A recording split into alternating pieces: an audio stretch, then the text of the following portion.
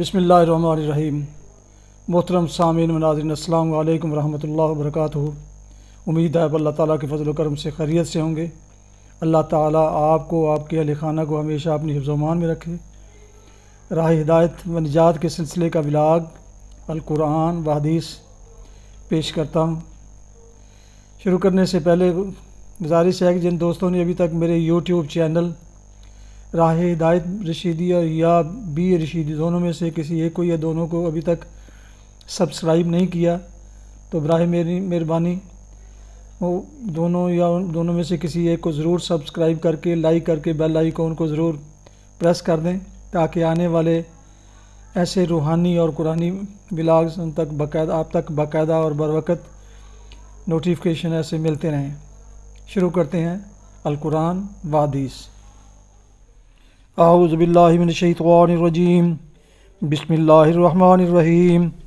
ستجدون آخرین یریدون ان یأمنوکم ویأمنوا قومہم کلما ردوا الی الفتنۃ ارکسوا فیہا فإن لم یعتزلوکم ویلقوا الیکم السلام ویکفوا ایدیہم فخذوہم واقتلوہم حیث ثقفتموہم وَأُولَئِكُمْ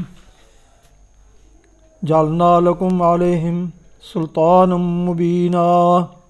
صدق اللہ العظیم۔ ناظرین و سامعین محترم، ابھی آپ نے سورہ النساء کی آیت مبارکہ 91 کی تلاوت سماعت فرمائی۔ اب اس کا اردو ترجمہ پیش کرتا ہوں۔ ستجدون آخرین یریدون ان یأمنوکم ویأمنوا قومہم، ایک اور قسم کے منافق تمہیں ایسے ملیں گے جو چاہتے ہیں کہ تم سے بھی امن میں رہیں اور اپنی قوم سے بھی، مگر جب کبھی فتنہ کا موقع پائیں گے اس میں کود پڑیں گے۔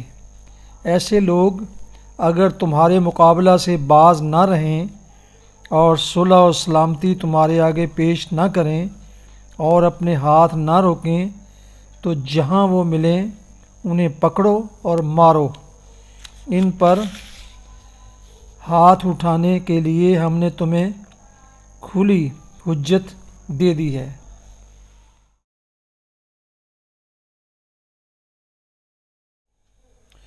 حدیث مبارکہ۔ حضرت ابو قتادہ رضی اللہ عنہ سے روایت ہے، انہوں نے رسول اللہ صلی اللہ علیہ وسلم کو فرماتے ہوئے سنا، سودا کرتے وقت زیادہ قسم اٹھانے سے بچو، اس لیے کہ اس سے سودا تو زیادہ بک جاتا ہے لیکن یہ طریقہ برکت کو مٹا دیتا ہے۔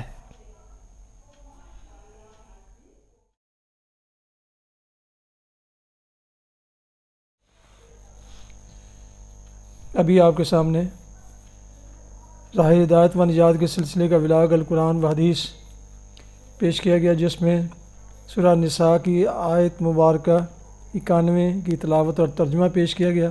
اس کے علاوہ ایک حدیث مبارکہ بھی آپ کی خدمت میں پیش کی گئی۔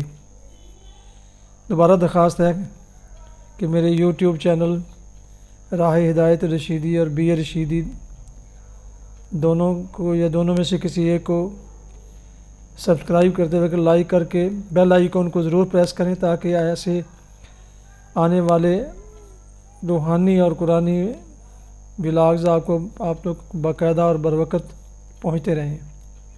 اللہ تعالیٰ آپ کا حامی و ناصر ہو۔ اللہ تعالیٰ آپ کو، آپ کے اہل خانہ کو ہمیشہ اپنی حفظ و امان میں رکھے، آمین۔ اپنا بہت خیال رکھیے گا۔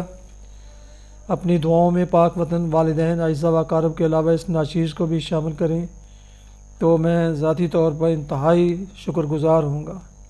السلام علیکم ورحمۃ اللہ وبرکاتہ۔ پاکستان زندہ باد۔